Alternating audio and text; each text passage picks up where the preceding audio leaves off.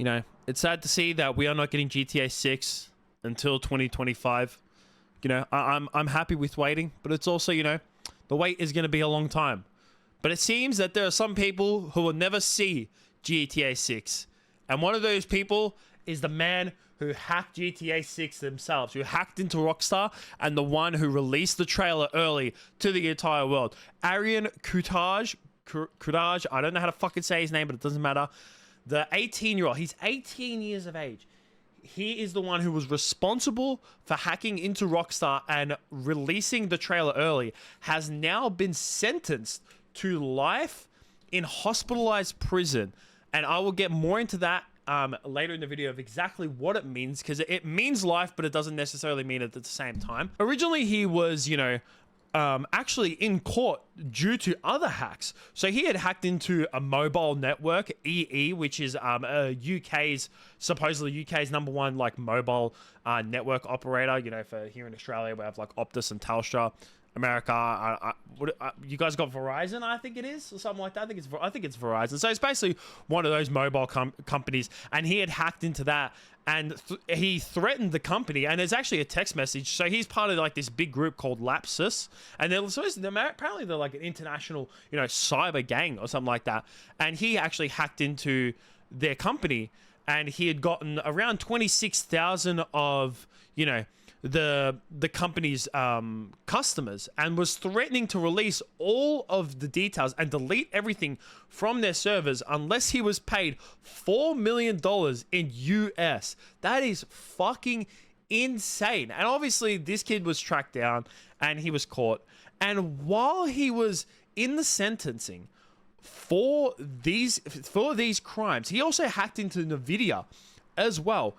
He was actually on bail and he couldn't show up to court because this kid apparently has severe autism, which shouldn't be an excuse for hacking, because, like, you know, I'm glad that, like, you know, they don't see as his mental excuse and just let him off, because, you know, there's many people out there with autism and they don't go around doing fucking shit like this. So that doesn't really matter. But the part of the autism was the reason why I like bring it up is that is why he wasn't able to be like physically in court. So even though he was on bail, he had his laptop confiscated.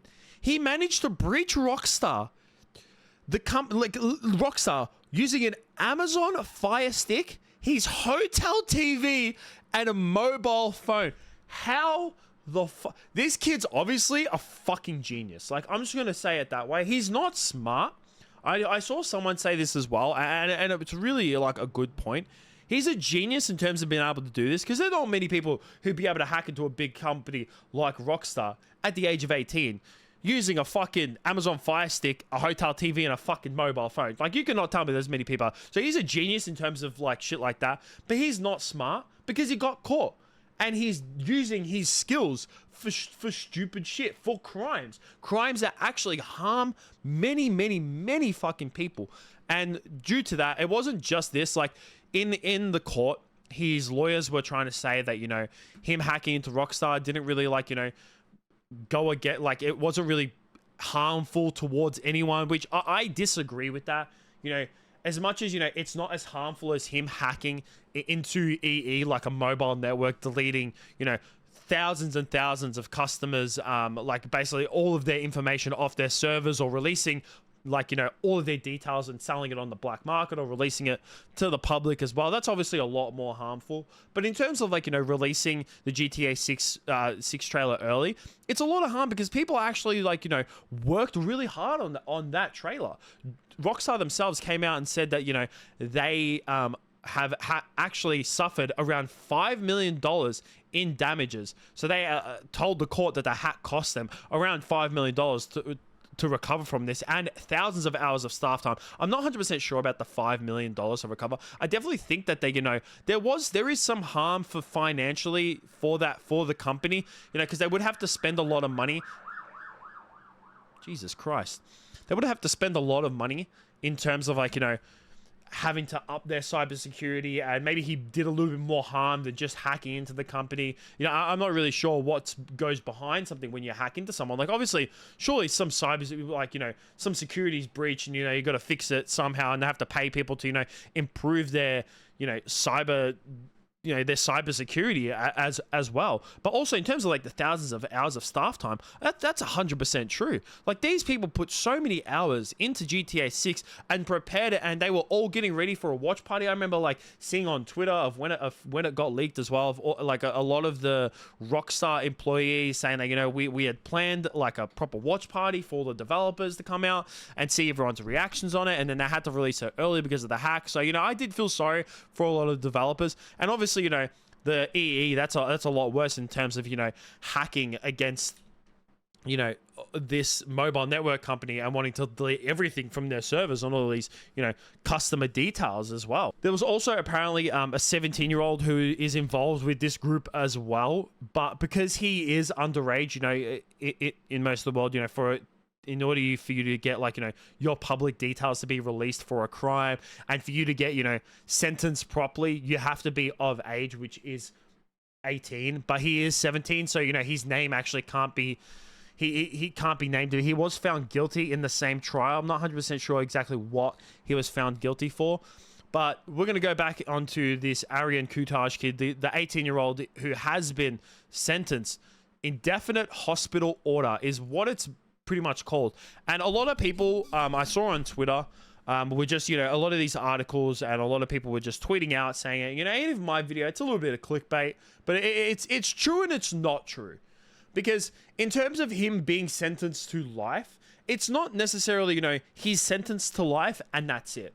So the way that his like court order, or his sentencing, sorry, that's better word for it. I just literally lost the word fucking out of my brain. But the way that his sentencing is going to work is that he is being imprisoned in a hospital. So he is currently imprisoned in a hospital, and every 6 months he'll be reevaluated on whether or not he is no longer a threat to society. Because in his current state, he has constantly said as well on other occasions, saying that if he is released back into the public at this point in time, that he will look to hack again. Like that's all this kid wants to do. He literally wants to hack. All he wants to do is just commit cyber crimes, which is, it's literally in it. It's a crime. It's 100% a crime, and he's part of a crime, a cyber crime gang as well. And cyber crime is a massive crime. I've seen a lot of people saying like, oh, but it's not that harmful. It's not as harmful as a physical crime. Of course not. It's not like going up to someone and fucking stabbing them in the stomach, you know, and causing them to fucking bleed out. But it's still a crime.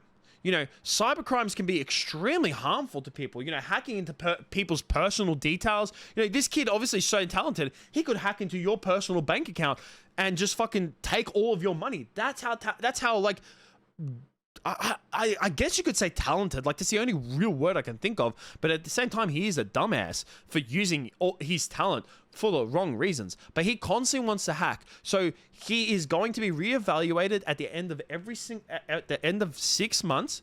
And if he is not deemed fit for society, and doctors at the hospital still think that he is still going to commit cyber crimes in the future, he will then have another 6 months added onto his sentence. And this is literally indefinite. So that's what they mean by an indefinite hospital order, or life hospital, like imprisoned for life in a hospital. So he is literally every 6 months he'll be reevaluated, and if he is not deemed fit for society, they will just keep adding another 6 months. And he could spend life in prison. Who knows? The way that his like mindset seems, from what I've read on different articles and different parts of the internet as well, he seems that as though he is so like adamant on wanting to commit cyber crimes that I don't see him getting out in 6 months. Like, at least the first 6 months, I reckon that they might keep him in there for a couple of years, because you know what? 6 months is a long time, but you know, for someone to change, I don't know. And also because of the severity of his autism as well.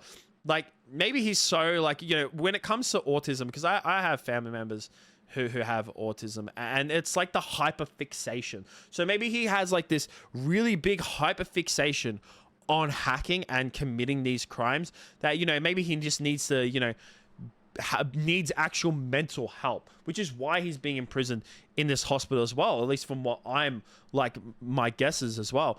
Also, if he does get out, The government needs to hire this kid.